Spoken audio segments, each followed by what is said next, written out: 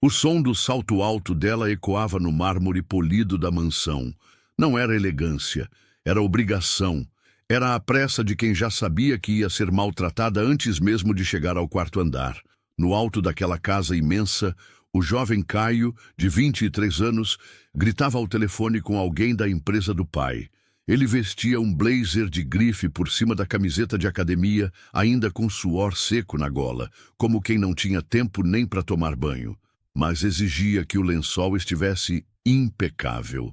Uma mistura de arrogância com cansaço do privilégio. Tudo nele era exagerado. A raiva, a impaciência, o desrespeito. A mulher que subia as escadas com o balde e a vassoura estava ali há poucos meses. Era calada, séria, nunca pedia nada. Dizia bom dia com os olhos, mas não com a boca. Chamava-se Jandira. Tinha mãos manchadas de produto de limpeza e rugas fundas ao redor da boca, marcas de quem não teve o luxo de envelhecer descansando. Havia algo nela que incomodava Caio, embora ele não soubesse dizer o quê. Naquele dia, Caio estava mais impaciente que o normal. O pai havia cortado o acesso ao cartão Black por conta de uma briga recente. E agora, além de ouvir desaforos de um executivo da holding, ainda precisava desviar de funcionária incompetente no corredor, como ele mesmo disse. "Sai da frente, porra!" gritou no momento em que ela passou com o rodo perto do tapete. Jandira não respondeu. Apenas recuou 2 passos, abaixando a cabeça. Mas Caio, tomado de raiva, avançou. Com um impulso cego, chutou o balde da faxineira, que caiu com água e sabão sobre o carpete. Ela ainda tentou se curvar para limpar, mas ele esbarrou nela com o joelho, forte o bastante para desequilibrá-la. "Inútil, olha o que fez!" vociferou e saiu pisando duro sem esperar resposta. A empregada ficou no chão por alguns segundos. Não caiu de fato. Mas ficou ali, em silêncio, com as mãos apoiadas no mármore frio, os olhos úmidos, mas sem lágrimas. O motorista da casa, que viu tudo da porta da garagem, se aproximou com discrição. Ajudou Jandira a se levantar. Ela balançou a cabeça, recusando ajuda. Olhou em direção à escada onde Caio já havia sumido. "Isso vai passar", murmurou ela quase num sussurro. "Eu aguentei coisa pior por ele. Eu aguento mais um pouco." Mas ninguém ali entendeu o que ela quis dizer. Ninguém ali imaginava que aquela mulher, vestida de uniforme e invisível aos olhos dos ricos, era mais parte daquela família do que o próprio filho sabia. Na mansão dos Brandão, silêncio era uma regra não escrita. Tudo era abafado por paredes espessas, portas duplas e segredos antigos. O bilionário Celso Brandão, aos 69 anos, já não comandava mais reuniões, nem era visto nas capas de revistas. Mas sua presença ainda era sentida em cada canto da casa. E mais ainda, no medo que seus filhos tinham de decepcioná-lo. Caio era o mais novo e o mais rebelde. Criado com tudo do bom e do melhor, ele parecia incapaz de compreender o valor das coisas, muito menos das pessoas. Jandira conhecia aquela casa antes de ele nascer. Já havia visto o jardim ser refeito 5 vezes, a fachada mudar de cor 3. Viu os funcionários irem e virem. Viu os filhos crescendo, afastando-se do pai, se tornando versões cada vez mais opacas do homem que um dia ela conheceu. Naquela noite, depois da cena no corredor, Jandira não desceu para jantar com os demais funcionários. Ficou sentada atrás da lavanderia, num canto onde o som da TV da Copa não chegava. Tinha um caderno antigo no colo, um caderno de capa azul, já encardido pelo tempo. Lá dentro, guardava recortes de jornal, desenhos infantis e bilhetes que ninguém nunca leu. Pegou um deles, tremendo um pouco. "Para a moça da cozinha, te amo até o céu." C era uma letra infantil, um papel amassado de lancheira. Ela sorriu com os olhos marejados, como se aquele pedaço de papel fosse mais valioso do que qualquer anel de brilhantes. Enquanto isso, Caio desabafava com a irmã mais velha por mensagem. Dizia que não aguentava mais o pai, que estava sufocado, que ninguém ali o respeitava, que sentia que estava sendo testado o tempo todo. Você não é testado, Caio. Você é protegido, respondeu a irmã de forma seca. Caio jogou o celular no sofá com raiva, desceu até o jardim, fumou escondido atrás da garagem. E foi aí que viu a faxineira passando em silêncio, com uma toalha velha no ombro, indo em direção ao quartinho dos fundos. Por um momento ele quis pedir desculpa. Algo no jeito dela mexeu com ele, mas logo descartou a ideia. Na cabeça dele, ela era só mais uma funcionária. E funcionários não choram, não têm passado, nem história, são peças. Mal sabia ele que aquela peça conhecia mais sobre a história dos Brandão do que qualquer parente de sangue. E mais, Jandira sabia de coisas que, se reveladas, seriam capazes de desmontar toda aquela estrutura de poder construída com dinheiro, silêncio e conveniências. Mas ela não queria vingança. Pelo menos não ainda. Ela queria que ele a enxergasse. Só isso. O amanhecer seguinte trouxe um silêncio mais pesado que o normal. O céu estava encoberto e as janelas da mansão refletiam apenas o cinza do dia. No café da manhã, Celso Brandão sentou-se à cabeceira da mesa com seu jornal dobrado. Ele não lia, só fingia. O olhar ia para o nada, como se esperasse que alguém dissesse o que fazer com o próprio passado. Caio entrou sem camisa, ainda sonolento, e serviu suco como se nada tivesse acontecido. "Dormiu bem?" perguntou o pai, sem levantar os olhos. "Na medida do possível", respondeu o filho, se jogando na cadeira. Celso percebeu um tom atravessado na voz do filho, mas escolheu ignorar. Estava cansado demais para mais uma briga. Tinha outras preocupações, entre elas o sumiço recorrente da faxineira, que agora andava mais calada do que o normal. Jandira, por sua vez, limpava a sala de troféus, um lugar onde fotos emolduradas, medalhas esportivas e condecorações empresariais se empilhavam como memórias frias. Parou diante de uma foto de Caio aos 4 anos, no colo do pai, ambos sorrindo. Celso ainda tinha cabelo escuro na época. Caio vestia uma fantasia de astronauta. Ela tocou a moldura com cuidado. "Eu que tirei essa foto", murmurou baixinho. Um vulto apareceu na porta. Era o jardineiro, seu Valdemar, que trabalhava na mansão há mais de 20 anos. Ele carregava uma caixa de ferramentas, mas parou ao vê-la ali emocionada. "Ainda mexe com você, né?" disse ele, baixando a voz. Ela assentiu sem olhar para ele. "Eu vi você crescer junto com esse menino, Jandira. Até hoje não entendo como você aguenta tanto silêncio." Ela respirou fundo e respondeu: "Porque esse silêncio é tudo que me deixaram." Valdemar apertou os lábios, segurando o que queria dizer. Havia uma dor nos olhos dela que ele já conhecia.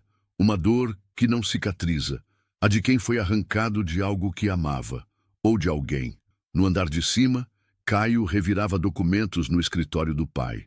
Havia rumores de que Celso estava preparando um novo testamento. E Caio queria saber para quem ia parte da fortuna. Tinha medo de perder a posição que sempre acreditou ser sua por direito. Foi então que encontrou uma pasta preta trancada na segunda gaveta. Tentou forçar, mas estava trancada com chave. Bateu a gaveta com raiva. "Tudo é segredo nessa casa, até o que é meu", gritou sozinho. Na sala, Celso ouviu o estrondo, mas não se mexeu. Apenas suspirou, como quem convive com a culpa há tempo demais para reagir. Enquanto isso, no fundo da casa, Jandira dobrava panos com mãos trêmulas. Ela sentia que algo estava se aproximando, algo que talvez ela não estivesse pronta para encarar, mas que, mais cedo ou mais tarde, viria à tona. E Caio, ele jamais estaria preparado. No fim da tarde, o bilionário Celso Brandão se trancou no escritório e ficou mais de 1 hora em ligação com um advogado. A conversa era abafada pelas paredes, mas do lado de fora, Caio escutava com o ouvido encostado na porta como um menino desconfiado, não um herdeiro adulto. Quando ouviu a palavra legado, seu coração disparou. Depois, últimas vontades. E então, um nome que o fez recuar 2 passos. Jandira. Caio arregalou os olhos. Por que o nome da faxineira estaria numa conversa com o advogado da família? A raiva subiu como fogo. Correu escada abaixo, os passos ecoando pelos corredores da mansão. Encontrou a governanta na cozinha. Cadê aquela Jandira? Ela já foi. Saiu mais cedo hoje, respondeu a mulher cautelosa. Quem autorizou? Seu pai. Caio apertou os punhos. Voltou correndo para o andar de cima. Arrombou a porta do escritório sem bater. O que você está fazendo com o nome daquela mulher, pai? Celso o olhou com calma. Havia um cansaço antigo no rosto dele. Jandira é uma funcionária de confiança. E tudo que diz respeito à minha casa, diz respeito a ela também. Isso é piada? Você vai deixar parte da herança para uma faxineira? Não te diz respeito, disse Celso seco. Claro que diz. Você acha que pode passar tudo para ela e deixar seus filhos de lado? Celso levantou-se devagar, os olhos firmes no do filho. Filhos, Caio, são os que ficam, os que amam mesmo quando a vida despedaça. Caio deu um passo para trás. Aquela frase não parecia ser só uma lição de moral. Havia dor ali, histórias não ditas. O que você quer dizer com isso? Celso não respondeu. Apenas apontou para a porta. Caio saiu batendo-a com força. Naquela noite, Jandira não apareceu. Dormiu fora, num lugar simples, alugado por fora do contrato. Tinha guardado dinheiro o suficiente para manter distância caso precisasse. Dentro da bolsa, levava consigo algo que o bilionário entregara em mãos há dias. Uma carta escrita à mão com a assinatura de Celso, reconhecida em cartório. Perdão por tudo.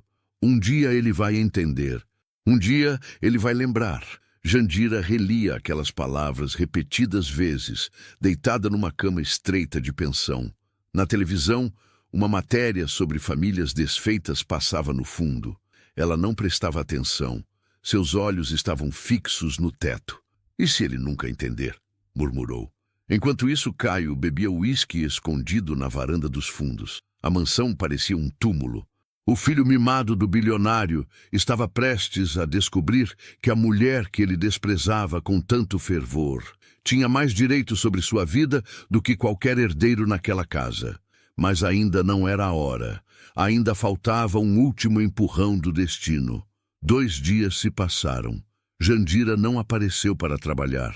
Nenhuma explicação, nenhuma mensagem. A governanta tentou contato, sem sucesso. Celso permaneceu em silêncio. E Caio... Bom, Caio fingia que não se importava. Mas a ausência da faxineira começava a incomodá-lo mais do que gostaria de admitir.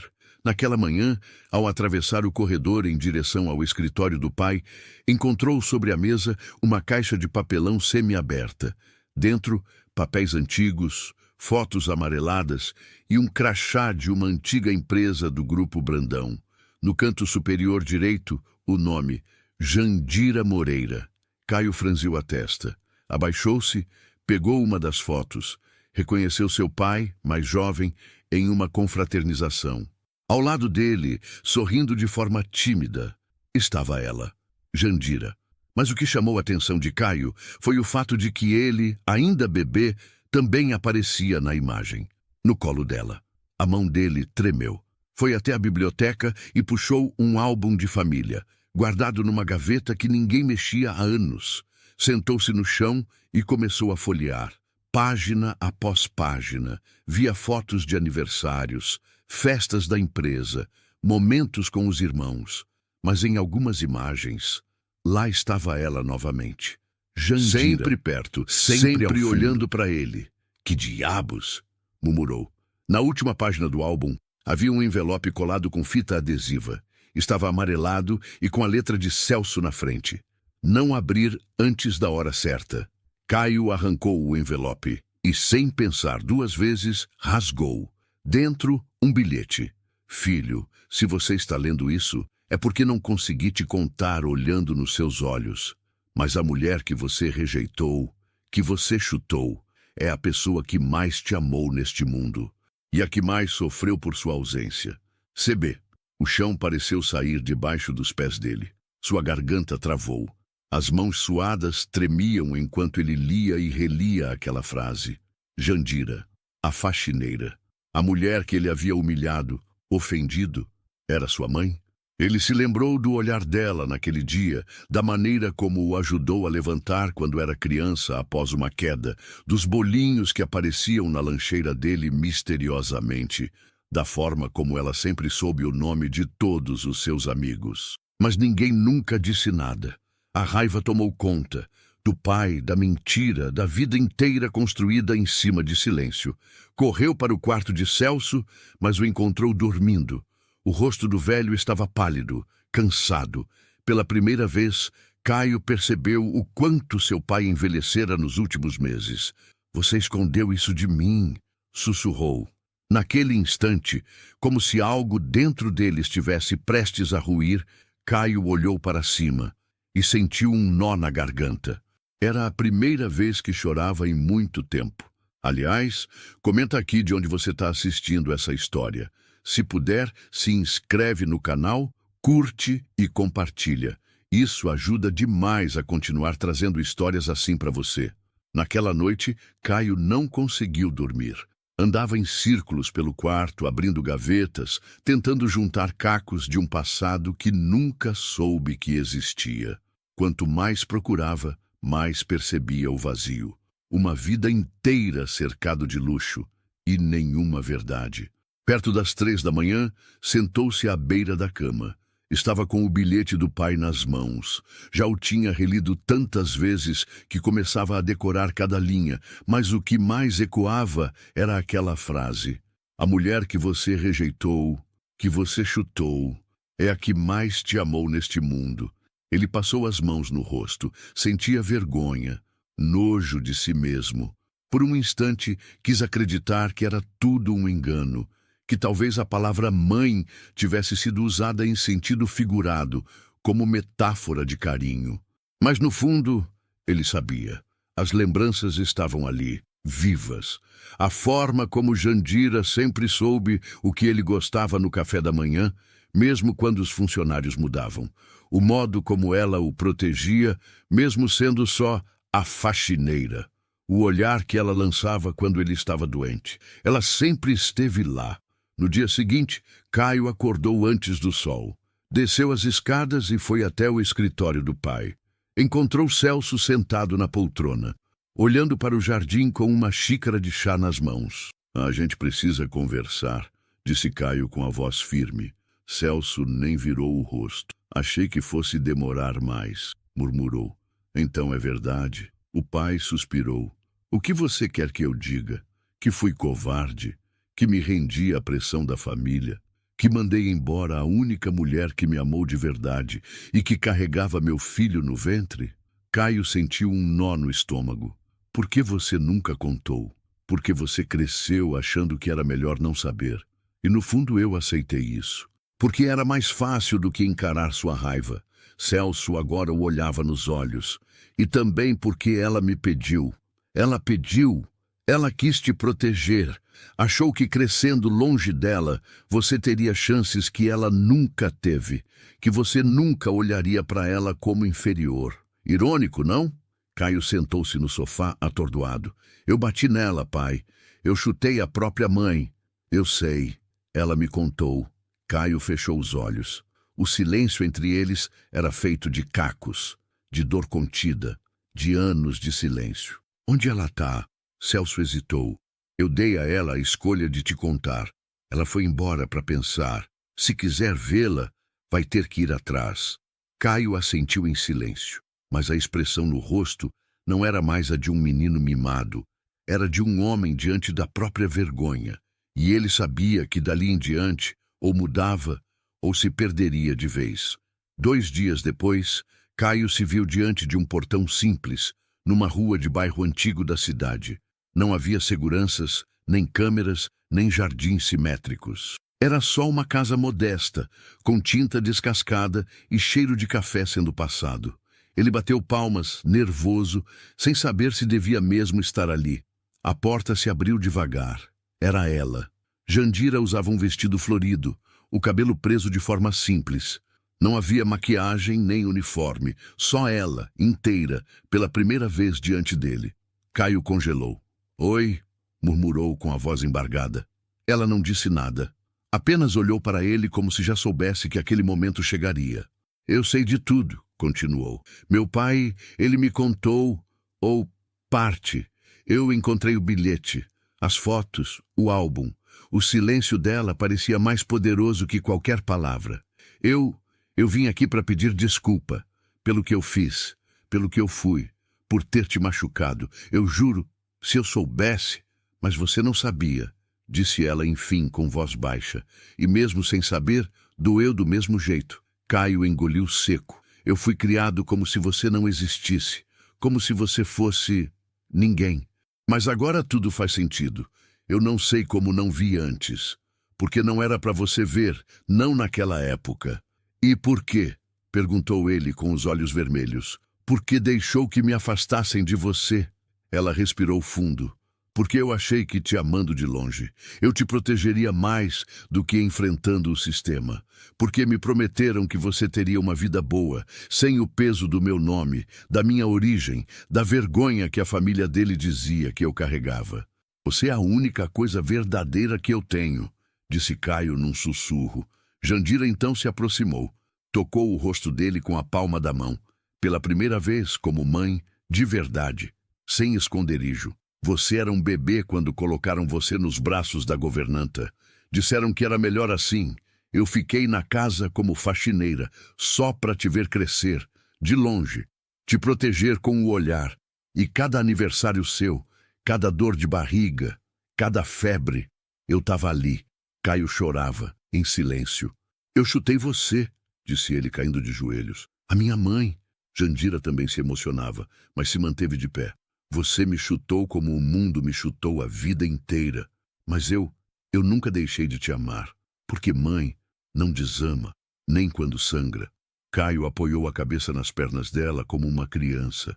E ela passou a mão nos cabelos dele. Ali, naquela calçada, entre o barulho de carros e o cheiro de comida simples, mãe e filho se reencontraram pela primeira vez. Não como patrão e empregada, mas como duas almas partidas tentando enfim se reconhecer. Depois daquele dia, Caio nunca mais voltou a ser o mesmo. Passou a frequentar a casa simples de Jandira todas as semanas. Às vezes, levava pão, frutas, café. Outras, apenas o silêncio que precisava ser partilhado. Nenhum dos dois sabia muito bem como reconstruir algo que nunca existiu do jeito certo. Mas havia ali, entre eles, um respeito novo, um recomeço tímido. Jandira continuava comedida. Evitava falar do passado, como quem sabe que certas feridas não cicatrizam com conversa. Ela apenas olhava para ele com um misto de dor e orgulho. Como quem diz, eu sei quem você foi, mas estou disposta a ver quem você pode ser. Caio, pela primeira vez, começou a olhar além de si mesmo. Passou a conversar com os funcionários da mansão pelo nome, a perguntar como estavam suas famílias, a ouvir sem interromper. Eram pequenas mudanças, quase invisíveis, mas reais. Numa tarde chuvosa, Celso Brandão apareceu na casa de Jandira. Estava mais curvado, mais lento. Trazia nas mãos um envelope e um guarda-chuva fechado, ainda pingando. Posso? Perguntou, já sabendo a resposta. Jandira o deixou entrar. Caio estava sentado no sofá, lendo um livro qualquer. O ambiente ficou denso, mas não hostil. Celso estendeu o envelope ao filho.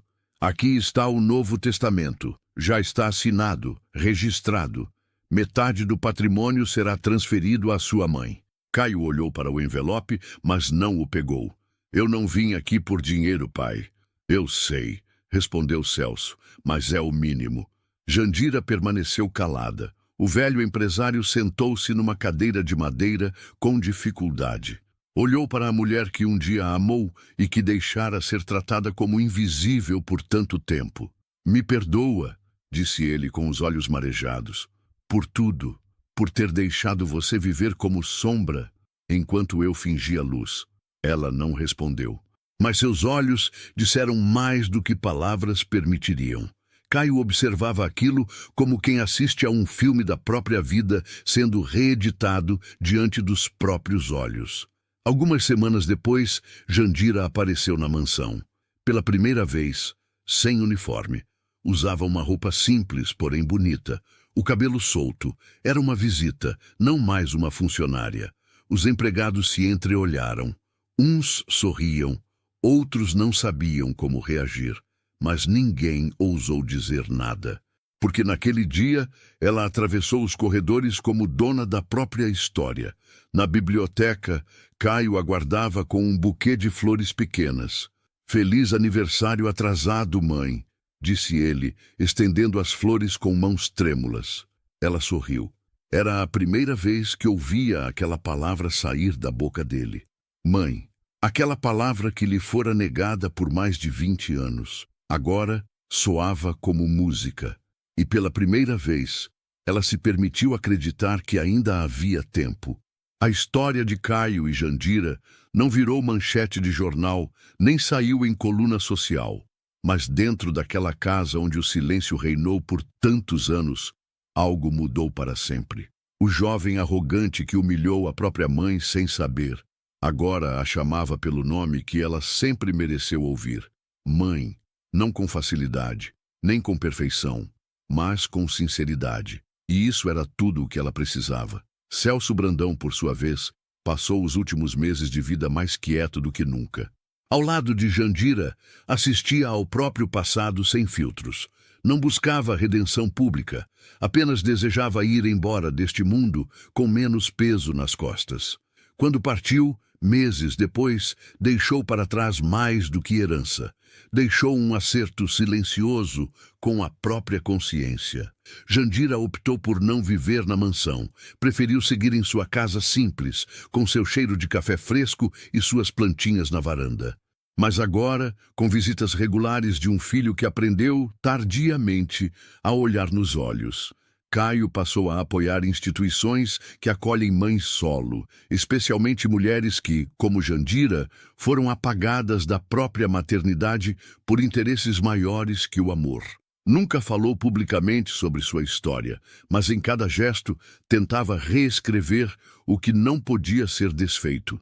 Ele sabia que nunca apagaria o momento em que a chutou, mas também sabia que toda história tem dois começos: o que a vida escreve por você e o que você escolhe reescrever com o que aprendeu.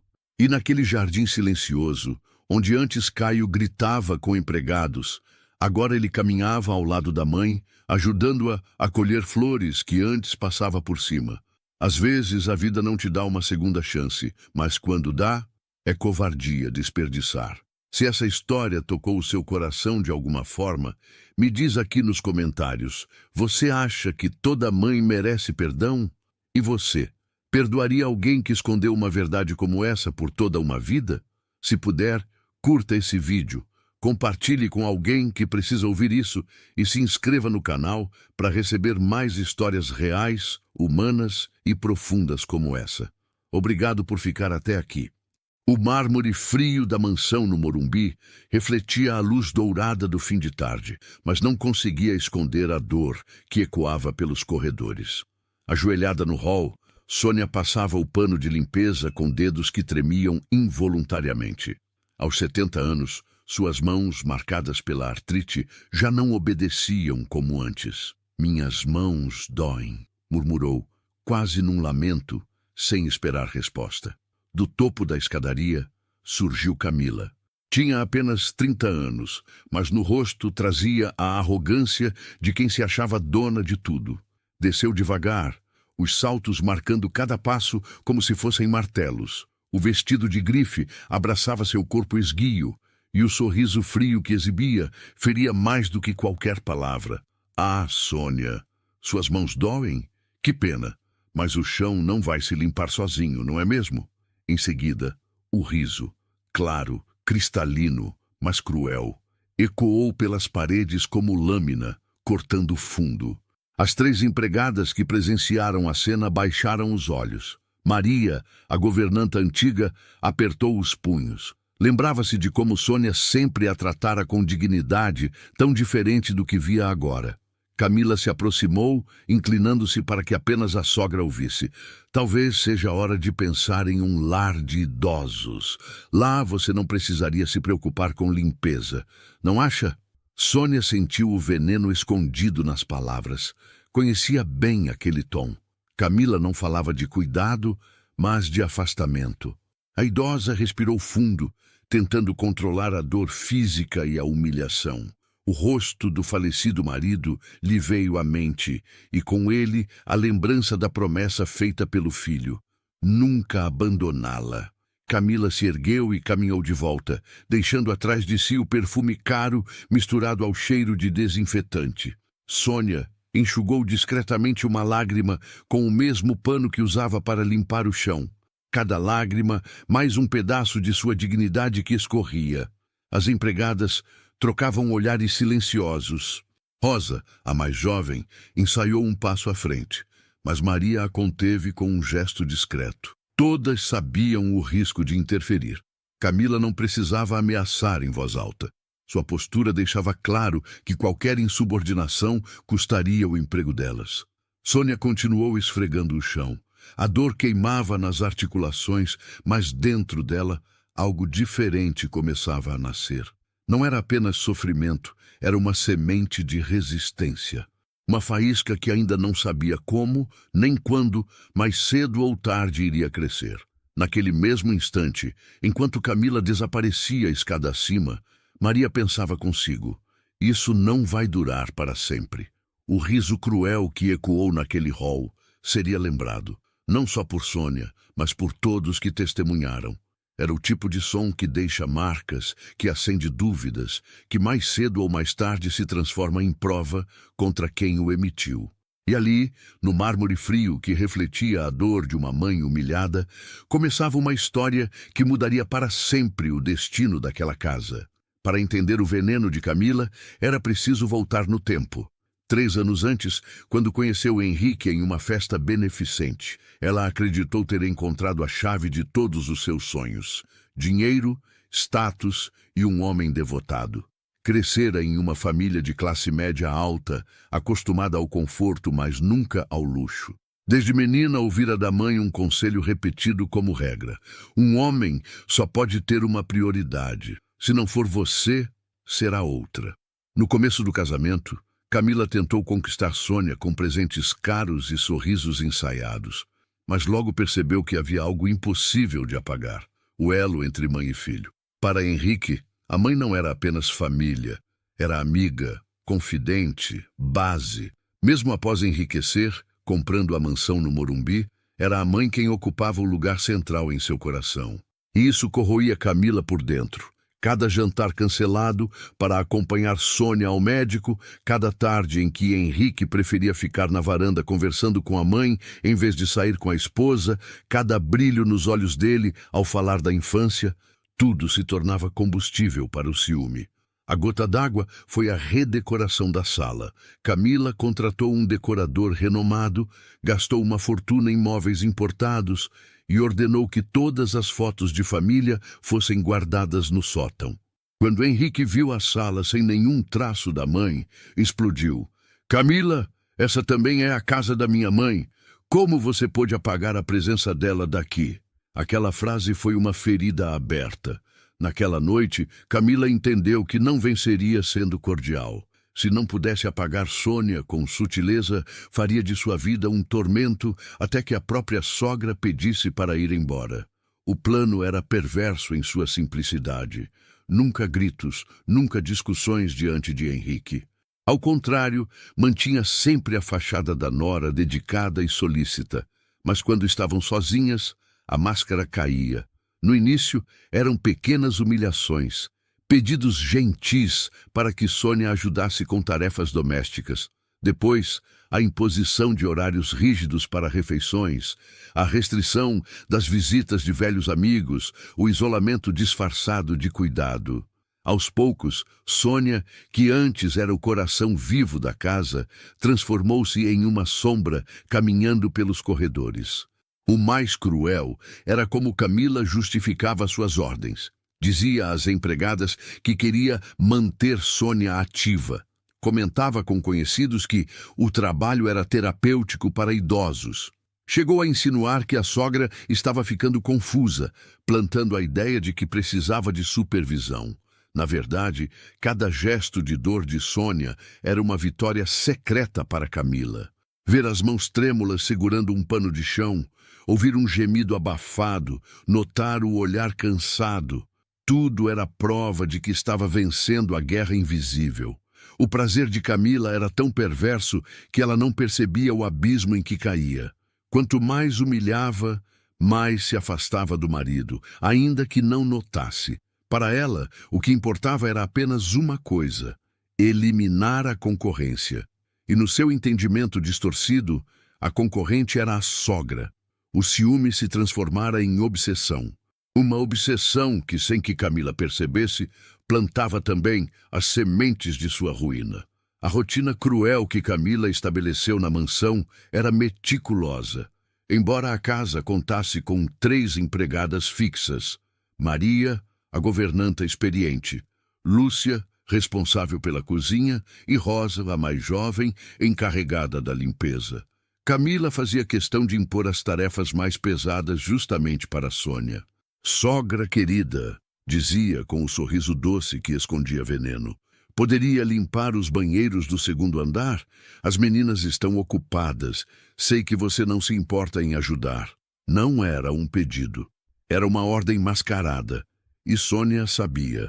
Qualquer hesitação resultaria em comentários venenosos de que estava se aproveitando da boa vontade do filho e vivendo às custas da família. Maria observava em silêncio, tomada pela indignação. Ela lembrava de quando Sônia era a senhora da casa, gentil, preocupada, tratava todos como família. Agora, vê-la ajoelhada, esfregando pisos de mármore com mãos inchadas pela artrite, era como testemunhar um crime silencioso.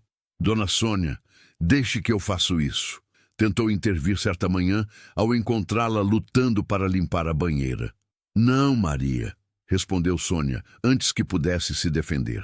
Camila surgiu atrás, com sorriso afiado. "Ela insiste em fazer. Diz que se sente útil." "Não é mesmo, sogra querida?" O olhar que Camila lançou à sogra era uma ameaça velada. Qualquer contradição teria consequências. Engolindo lágrimas, Sônia apenas assentiu. O mais perverso era a escolha das tarefas. Camila conhecia as limitações da sogra. Ordenava a limpeza de vidraças altas, exigindo movimentos repetitivos dos braços. Mandava esfregar pisos, forçando punhos inflamados. Pedia para organizar armários pesados, sabendo das costas já curvadas. Cada dia era um calvário. O cheiro químico dos produtos irritava seus olhos. A dor latejava em cada junta e o silêncio da casa soava como sentença. Camila cronometrava a crueldade. Aparecia sempre no momento em que a dor de Sônia se tornava mais evidente. "Está bem, sogra? Parece cansada", dizia com falsa preocupação. E completava: "Talvez seja hora de considerar um lugar mais adequado para você. Há residências maravilhosas para idosos." As empregadas criaram um sistema silencioso de apoio. Um copo de água deixado discretamente, uma toalha limpa ao alcance, um olhar de compaixão. Mas sabiam que pouco podiam fazer. Camila já havia deixado claro: qualquer tentativa de interferência custaria o emprego. Rosa, ainda nova e impulsiva, tentou confrontá-la uma vez. "Dona Camila, a senhora Sônia não deveria estar fazendo esses trabalhos pesados." As mãos dela... Camila a cortou com frieza. "Rosa, não me lembro de ter pedido sua opinião. Se não está satisfeita, talvez deva procurar outro emprego." O recado estava dado. O silêncio tornou-se regra. Mas as testemunhas guardavam cada detalhe.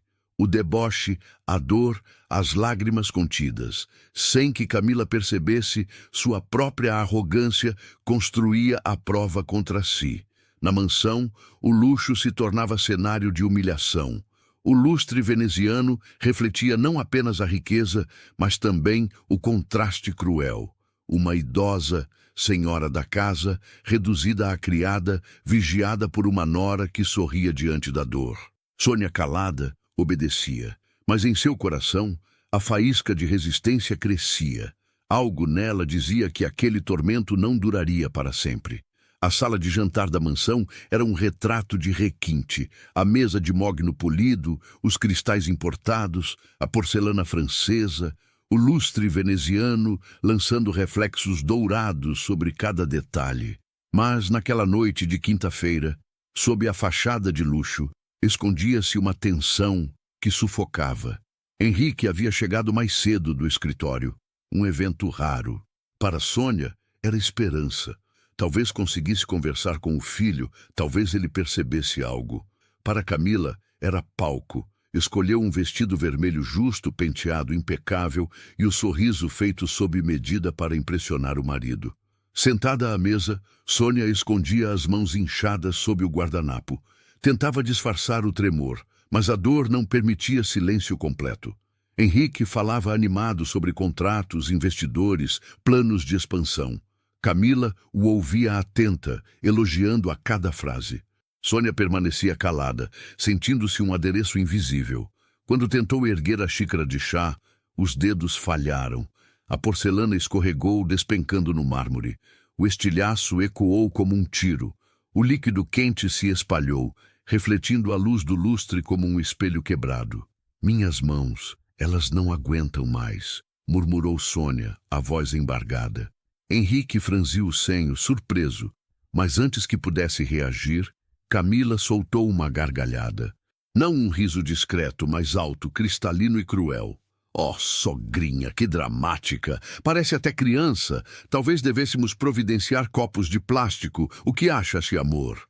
Henrique esboçou um sorriso breve e distraído, sem perceber a crueldade. Para ele, soava como brincadeira. Para Sônia, era punhalada. Camila continuou, com falsa preocupação. Ontem mesmo ela deixou cair um vaso. Hoje a xícara... Henrique, talvez seja hora de pensar em uma enfermeira, ou em algo mais permanente. O veneno era claro. Para o filho parecia cuidado. Para a mãe, era a confirmação de que sua presença incomodava. Mãe, está bem? Perguntou Henrique, já voltando os olhos ao celular que vibrava. Sônia não conseguiu responder. Engoliu o choro, sentindo-se esmagada. Maria, que entrou para recolher os cacos, viu o brilho cruel nos olhos de Camila, a confusão de Henrique e o desespero silencioso de Sônia. Naquela noite, deitada em sua cama, Sônia percebeu que algo mudara. O filho podia não ter reagido, mas o riso de Camila permanecera ecoando em sua mente. E pela primeira vez, Henrique também levou o som consigo, como um sussurro incômodo que não conseguia afastar. No dia seguinte, no escritório, durante uma reunião importante, a lembrança das mãos da mãe voltou com força. Quando foi a última vez que realmente olhara para elas? Recordou-se das mesmas mãos, firmes, cuidando de seus joelhos ralados, quando ainda era menino. Promete que vai cuidar da mamãe quando minhas mãos doerem? Ela dissera, e ele, criança, prometera. Naquela noite, Henrique observou discretamente a esposa. Perguntou sobre a mãe e notou um detalhe quase imperceptível. Um traço de irritação no rosto de Camila. Ah, ela está ótima, respondeu ela com naturalidade. Até gosta de ajudar na casa. Diz que se sente útil. A frase soou estranha. Desde quando sua mãe gostava de limpar banheiros? Henrique não comentou, mas a dúvida estava plantada. O escritório de Henrique sempre fora seu refúgio. As estantes alinhadas exibiam diplomas, troféus e fotografias com empresários influentes. Era o templo das conquistas, onde se sentia invencível. Mas, naquela tarde de sexta-feira, sua atenção foi desviada por um detalhe simples. Uma caixa empoeirada no canto da estante.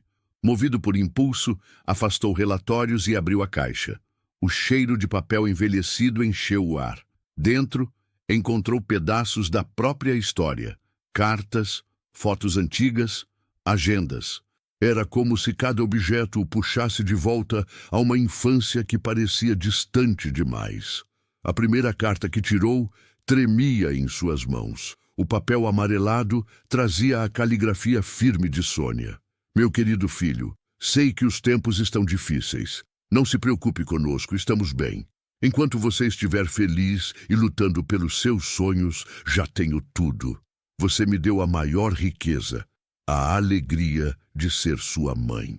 Henrique releu cada linha com o coração apertado. Aquela era sua mãe, sempre disposta a abrir mão de si mesma, sempre se anulando para que ele brilhasse. Logo encontrou uma fotografia em que ainda era criança, o joelho ralado e a mãe o segurando firme no colo.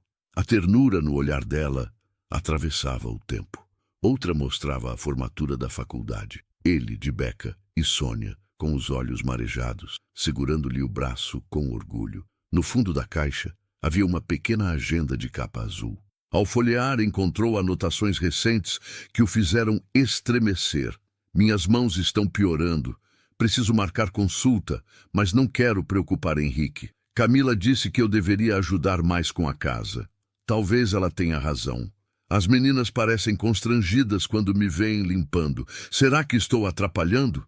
Henrique parece tão feliz com a esposa. Não quero ser um peso. As palavras eram facadas silenciosas. A mãe registrava a própria dor, como quem escreve segredos que não ousa contar em voz alta. Uma lembrança o golpeou. No hospital, pouco antes de falecer, seu pai lhe pedira: prometa que cuidará da sua mãe. Ela merece paz. Não a deixe sofrer. Ele jurara, mas agora percebia que estava falhando. Guardou os papéis e saiu do escritório, atordoado. No corredor, encontrou Camila. Amor, você parece distante. Está tudo bem? Perguntou ela com aquele sorriso ensaiado. Estava lembrando de coisas antigas, pensando na minha mãe, respondeu fechando a caixa. Camila ajeitou os cabelos e disse com doçura artificial: ela está ótima. Até me disse que gosta de ajudar com a casa. Faz bem para ela. Henrique fitou a esposa em silêncio. Quando, afinal, ouvira a mãe dizer algo assim, naquela noite, deitado, ficou acordado por horas. A respiração tranquila de Camila soava distante, enquanto lembranças do cheiro de pão no forno e do calor dos abraços da mãe o assombravam. Não podia mais ignorar. As provas estavam diante dele. Dor, silêncio, humilhação. No fundo, sabia que precisava enxergar a verdade com os próprios olhos. A segunda-feira amanheceu clara, mas dentro da mansão o ar era pesado. Henrique cancelara uma viagem de negócios e decidira trabalhar de casa. Para Camila, era a oportunidade de mostrar perfeição. Para Sônia, apenas mais um dia de dor. Para Henrique, o início de uma vigilância silenciosa. Instalou-se no escritório, a porta entreaberta. Dali podia ouvir o movimento da casa. Às 10 da manhã, Camila aproximou-se da sogra com um sorriso ensaiado. Sônia, querida, as janelas estão imundas. Preciso que as limpe todas hoje. Teremos visitas amanhã. Não quero que vejam sujeira. Sônia hesitou, mas não protestou. Pegou o balde e os panos. Henrique, no escritório, sabia que não havia visita marcada. A mentira era apenas um pretexto. Durante horas, a idosa lutou contra o próprio corpo. Cada vez que erguia os braços para alcançar as vidraças, gemidos abafados escapavam. As mãos tremiam tanto que quase deixava o pano cair. Henrique, observando, sentia o coração apertar. Aquela dor não era invenção. Era real, gritante. Ao meio-dia, o inevitável aconteceu. Tentando alcançar uma janela mais alta, Sônia perdeu o equilíbrio e caiu pesadamente no chão de mármore. O barulho ecoou como um trovão. Henrique correu, encontrando-a no chão, as mãos arranhadas e o rosto contorcido de dor. "Mãe, está machucada?" perguntou, ajoelhando-se ao lado dela. Antes que Sônia respondesse, Camila surgiu. "Sogra, eu não disse para tomar cuidado? Você sabe que não tem mais idade para isso." Henrique ajudou a mãe a se sentar. Notou o inchaço evidente nas mãos. "Por que estava limpando janelas? Temos 3 empregadas." Sônia olhou rapidamente para Camila. Naquele olhar, Henrique viu algo inesperado. Medo. "Só queria ajudar", murmurou. "Minhas mãos doem tanto, mas pensei." Foi então que Camila cometeu o erro fatal. Riu. Não foi o riso discreto que usava diante do marido. Foi uma gargalhada cruel, sem disfarce. Minhas mãos doem, repetiu, imitando a sogra com deboche. Sempre essa desculpa. O som cortou o ar como lâmina. Sônia abaixou os olhos, envergonhada. Mas Henrique, dessa vez, não se deixou enganar. Camila, disse em voz baixa, do que exatamente você está rindo? O riso morreu nos lábios dela. Tentou justificar. Amor, não interprete mal. Eu só zombava da dor da minha mãe. Interrompeu firme. Sônia enxugou discretamente uma lágrima. Sentia medo, mas também um alívio discreto. O filho começava a enxergar. Naquela noite, Henrique ficou em silêncio. Revivia a cena em cada detalhe. A queda, a dor, a gargalhada. Tudo estava claro. Precisava de provas. Precisava da verdade completa. Decidiu que não confiaria mais apenas em palavras. Iria observar. Cada gesto, cada olhar, cada ordem disfarçada. No fundo, sabia que essa escolha mudaria para sempre a dinâmica da casa. Henrique não voltou ao escritório nos dias seguintes. Instalou-se de vez em casa, disfarçando o motivo. Camila acreditava que era para descansar, mas, na verdade, ele observava cada detalhe. O que viu confirmou suas suspeitas. Na terça-feira, às 9 da manhã, ouviu quando Camila se aproximou da sogra. Sônia, querida, preciso que esfregue os banheiros do segundo andar. As meninas estão ocupadas. O tom doce escondia ferro. Sônia, sem forças para negar, pegou os produtos de limpeza. Henrique seguiu-a discretamente. A cada movimento, as mãos dela tremiam, os dedos se dobravam com dificuldade. Não havia nada de atividade terapêutica. Era tortura. Mais tarde, encontrou Maria no corredor. Chamou-a de repente. Maria, minha mãe tem ajudado muito na limpeza? A governanta hesitou, olhos marejados. Antes que pudesse responder, Camila apareceu com um sorriso controlado. Amor, não sabia que estava aqui. Maria, vá buscar as toalhas de hóspedes. Maria abaixou a cabeça e se retirou em silêncio. Henrique percebeu. A verdade estava trancada na garganta da funcionária. Naquela noite, lembrou-se novamente do pai. Prometa que cuidará da sua mãe. Não a deixe sofrer. A promessa não cumprida latejava em sua mente. Na quarta-feira, decidiu agir diferente. Instalou-se na sala, fingindo estar ocupado com relatórios. Às 10, ouviu novamente a voz da esposa. Sogra, o piso do hall está imundo. Precisa de força para brilhar, sabe? Henrique se ergueu, aproximando-se em silêncio. Encontrou a mãe ajoelhada, esfregando o mármore com movimentos lentos. O suor escorria por sua testa e a dor estampava-se em cada gesto. Por que está fazendo isso, mãe? Perguntou baixo. Camila interveio com rapidez. Ela insiste, amor. Diz que se sente bem ajudando. Henrique a olhou fixamente. Não respondeu, mas guardou o olhar dela como prova. As empregadas já não conseguiam esconder a indignação. Rosa, a mais nova, deixou um copo de água ao lado de Sônia, disfarçando como quem limpava a mesa. Lúcia, na cozinha, murmurava orações para que aquilo tivesse fim. Maria, com lágrimas contidas, esperava o momento certo para falar. Na quinta-feira, o estopim. Sônia tentava organizar um armário pesado quando a dor nas mãos a obrigou a soltar uma pilha de roupas que despencou ao chão. Camila surgiu, como sempre, no instante da fraqueza. Oh, sogrinha, sempre com essas mãos frágeis. Talvez seja a hora de pensar em uma residência para idosos. Lá teria todo o cuidado do mundo, disse, com sorriso gelado. Henrique ouviu tudo. Não havia mais dúvidas. Era hora de confrontar. À noite, reuniu coragem. Chamou Maria na sala. Quero a verdade. O que tem acontecido com minha mãe? A governanta respirou fundo. Senhor, sua mãe tem sido obrigada a fazer tarefas pesadas todos os dias.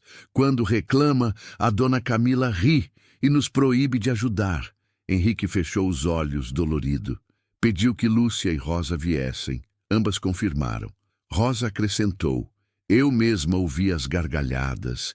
Ela imitava a dona Sônia, dizendo, minhas mãos doem, como se fosse piada. O silêncio que se seguiu foi pesado. Henrique ergueu os olhos para Camila, que entrara sem perceber a emboscada. "Você tem algo a dizer?" perguntou frio. O império de mentiras começava a ruir. O silêncio da sala pesava como chumbo. Sônia, sentada numa poltrona, massageava as mãos inchadas. Maria, Lúcia e Rosa estavam imóveis, como testemunhas de um julgamento. Henrique, de pé, mantinha os olhos fixos na esposa. Camila, ao perceber a armadilha, tentou recuperar a compostura. "Amor, você não pode dar ouvidos a funcionárias. Elas sempre tiveram ciúme de mim. Inventam histórias para me prejudicar", disse, a voz oscilando entre doçura e desespero. "Silêncio", cortou Henrique, a voz firme. "Quero ouvir mais. Maria, continue." A governanta respirou fundo. "Dona Sônia é tratada como criada. Limpa banheiros, vidraças, pisos. Quando reclama, Camila ri e nos ameaça caso tentemos ajudar." "Mentira!" explodiu Camila. "Vocês todas me odeiam porque exijo disciplina nesta casa." Henrique levantou a mão, interrompendo. "Lúcia, Rosa confirmam?" As duas assentiram. Lúcia falou baixo. "É verdade, vimos tudo", Rosa completou. "Eu mesma ouvi a senhora Camila imitando a dona Sônia, rindo da dor dela." Henrique passou a mão pelos cabelos, como quem precisava conter a fúria. Depois voltou-se para a esposa. "Você tem noção do que fez? Transformou minha mãe em escrava dentro da própria casa." Riu da dor dela. "Isso não é disciplina, é crueldade." Camila tentou avançar até ele, segurando-lhe o braço. "Amor, eu só queria o melhor para nós. Sua mãe estava nos atrapalhando, não percebe? Sempre no centro, sempre roubando sua atenção. Eu queria proteger nosso casamento." Henrique se afastou, o olhar gélido. "Proteger? Humilhando quem me deu a vida? Não há proteção nisso. Há apenas egoísmo e maldade." Sônia, em silêncio, deixou escapar uma lágrima. Por meses vivera aquele tormento sem esperança de que o filho visse. Agora, enfim, a verdade estava nua diante dele. Camila ainda buscava saída. "Henrique, pense bem. Sem mim, sua vida vai desmoronar. Eu sempre estive ao seu lado. Essa gente só quer me destruir." Henrique suspirou fundo. "Minha vida só começou a desmoronar quando você entrou nela com veneno. Eu estava cego, mas não estou mais." As empregadas trocaram olhares de alívio contido. Pela primeira vez, alguém quebrava o ciclo de silêncio. Henrique estendeu a mão à mãe. "Mãe, me perdoe. Eu devia ter enxergado antes." Sônia apertou os dedos dele com suavidade. "O importante é que agora você viu." Camila, percebendo que perdia o controle, ergueu a voz. "Não pode me expulsar assim. Sou sua esposa. Metade desta casa é minha."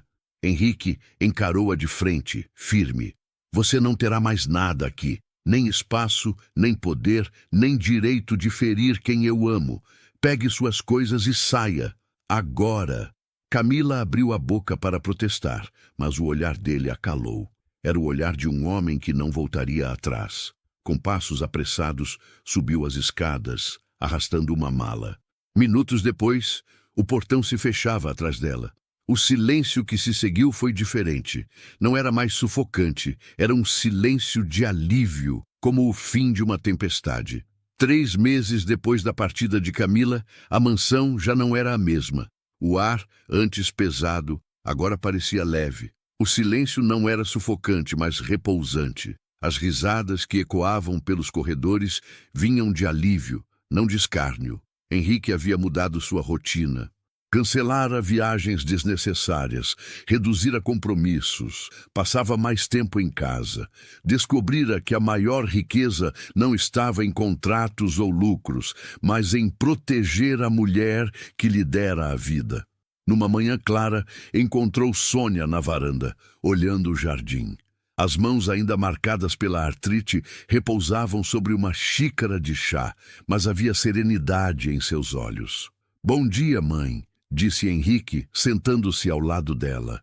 "Bom dia, filho. Dormiu bem?" "Sim. E a senhora?" "As mãos ainda doem, mas menos. A paz cura mais do que qualquer remédio." Henrique segurou uma das mãos dela, beijando-a com reverência. Prometo que nunca mais vai sofrer por minha causa. Eu devia ter enxergado antes, mas agora sei onde devo estar. Sônia sorriu, emocionada. Não se culpe. O importante é que aprendeu. E está aqui. Isso basta. Naquela tarde, foram juntos à fisioterapia. O médico elogiou os progressos. Com paciência, logo terá mais firmeza nos dedos. Sônia riu, surpresa. Quem diria? Talvez ainda costure uns panos de prato. Henrique respondeu. Vou ter orgulho de cada ponto. De volta para casa, jantaram no quintal, sob o céu estrelado. Henrique preparara a sopa preferida da mãe. Entre colheradas, Sônia comentou. Não guardo raiva da Camila. Quem vive de crueldade não conhece alegria. Ela perdeu o mais precioso, uma família. Henrique concordou em silêncio. Pela primeira vez, entendia a profundidade das palavras da mãe. Dias depois, trouxe uma proposta.